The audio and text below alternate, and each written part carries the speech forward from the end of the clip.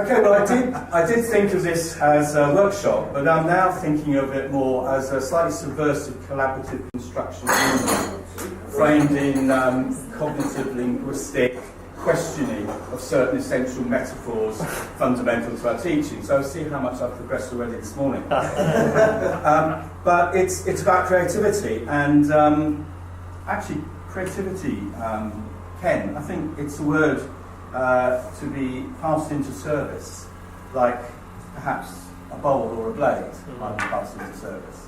And it's how we might serve that word, or perhaps that word might serve us, that is what that's about. So it's a collaborative, collective thing that I hope we might learn from.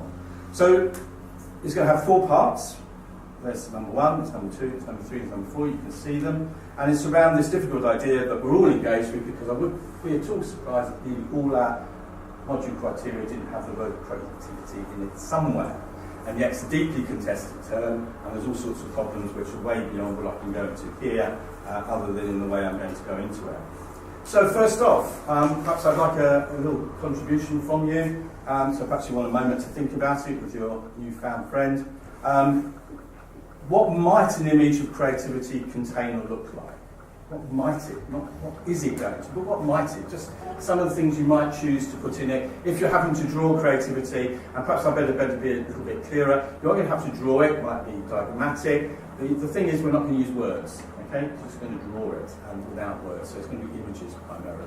So just for a moment for you to think, and then that will lead somewhere. What might it contain? Over to you.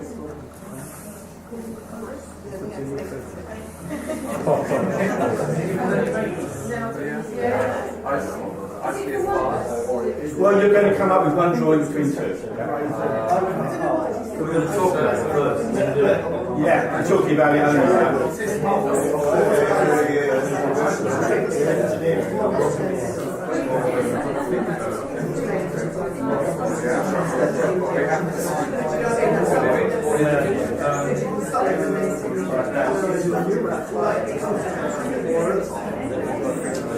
Okay, ding, time's up.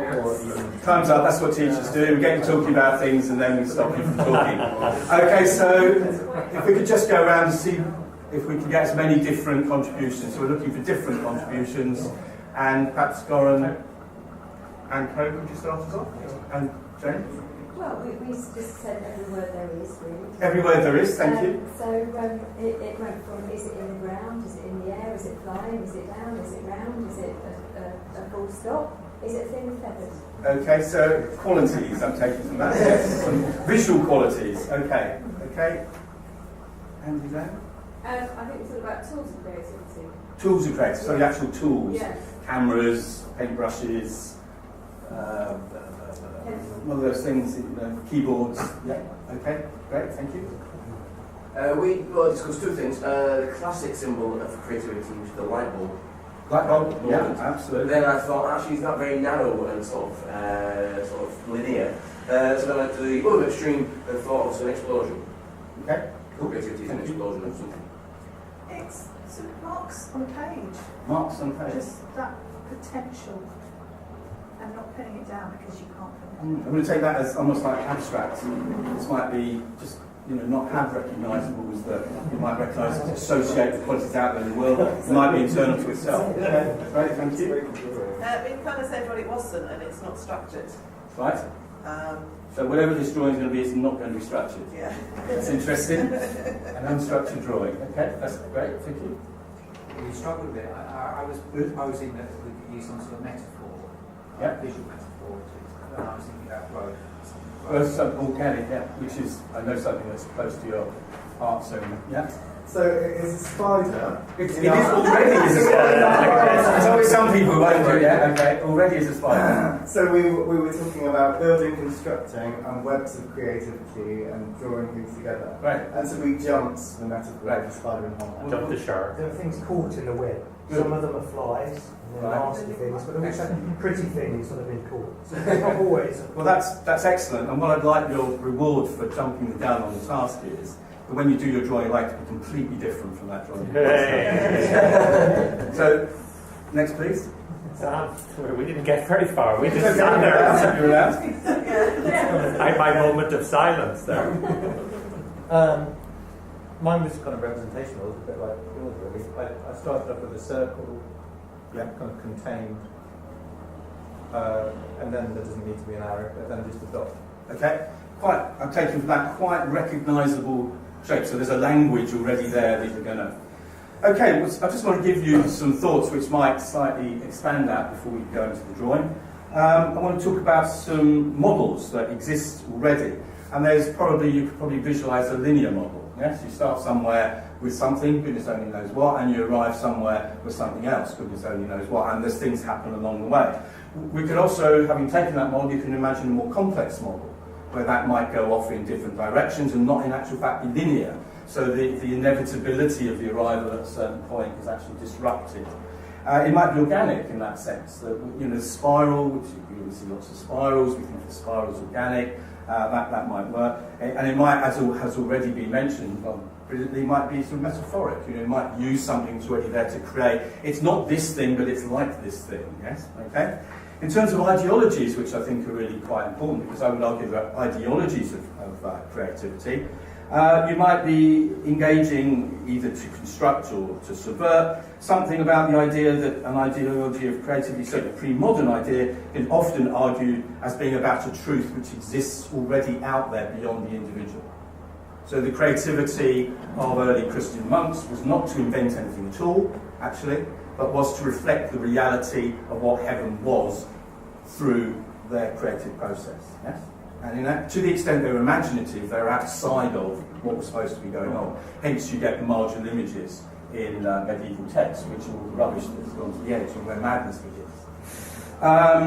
Whereas if you're taking a modern ideology, you will probably perhaps be interested in the individual, possibly even the notion of the genius, the creative genius, possibly with a light bulb over the head or something. So there's another ideology. And then if you move beyond pre-modern and modern ideology, we might suggest the idea of play within language, where the author has kind of disappeared, the genius is no longer with us. In fact, the genius doesn't even exist, except it's very hard to get rid of the author, because we live in a period where we talk about the death of the author, but we're surrounded by celebrities, which seems like a bit of an irony. Metaphors, the eureka moment, the mirror reflecting an already existing truth, the beacon gleaming out something, beaming out something from inside themselves, the flaneur, that's the person kind of wandering around in a sort of dandy, picking out the best things in life and celebrating them, usually at night, and having a good time, or the rag picker picking over the ruins, as Jane mentioned, of an already dead civilization where nothing is really possible except for that process. Dimensions, psychological, i.e. you'd be looking at individuals. Sociological, you might have more than one little stick man in your drawing, or person rather. Cultural, you might have a drawing of a gallery or a museum or a studio or a publishing house that might come into it. Historic, and even political, because for many people the opportunity to use creativity to think of something to be other than it is a primary engagement that necessitates politics, in fact, because all the politics necessitates the possibility of thinking of something to the other. So now we've all got all that sorted, it's going to be relatively easy, and I'm going to give you a whole 5 minutes, please, to come up with your drawing. Everybody else, I'm not of a spiral dread, please.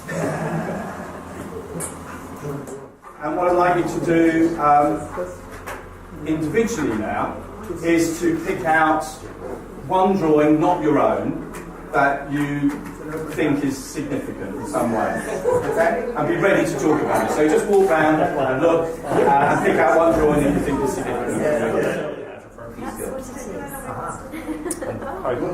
Hawkins collide, creating the possibility of creativity, opening up to the kind of infinity of possibilities.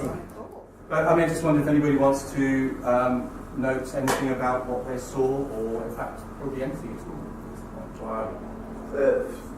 Light, if that's the right word. The one over there by you guys, just constantly scribbling and drawing and everything, and because that's what creativity is to me, you can't really define it or try and draw it like a lighthouse with Dutch feet, don't like Dutch feet in the first place. one thread in creative activity that has to do with the creation of chaos. Yes. And there's sort of an argument that goes, you need chaos in order to create a new order.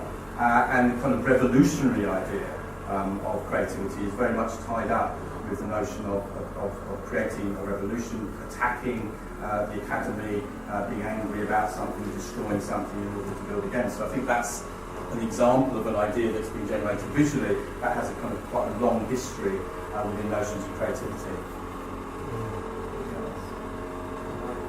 I like the fruit machine one. I like the notions of randomness, the notions of bring metaphor, because we're trying to create meaning. So fruit machine is a metaphor. Yes. It doesn't create fruit. The fruit therein is sort of fertile, and also creativity isn't without, or can be misappropriated by commodification for money. And I confess too, so I'm still thinking about Hector.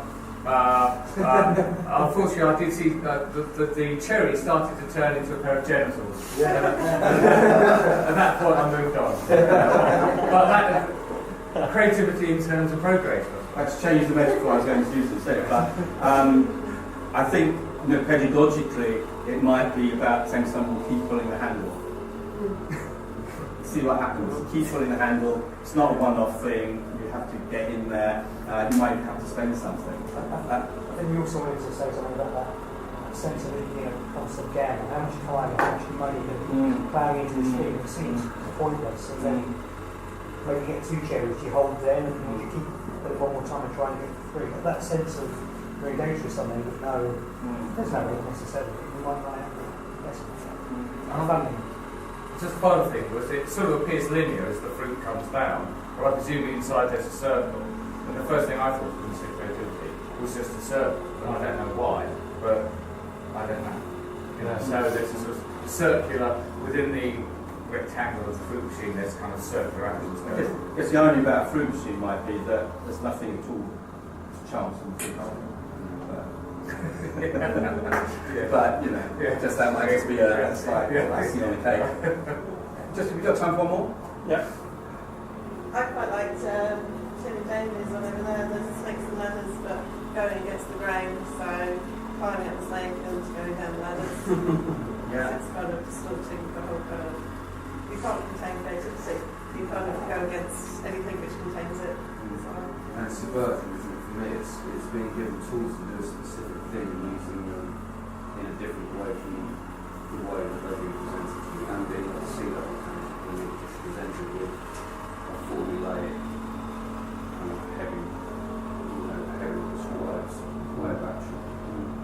Well, I think just two things to say. I think what we might be doing is creating our own culture of communication around creativity. So we're actually inventing a kind of a language which inevitably would, in an academic context, lead us to want to connect with other texts. And then going back to San's thing about cognitive linguistics, is that I think Nietzsche said that all literal statements were just dead metaphors. If you see what I mean, if you don't.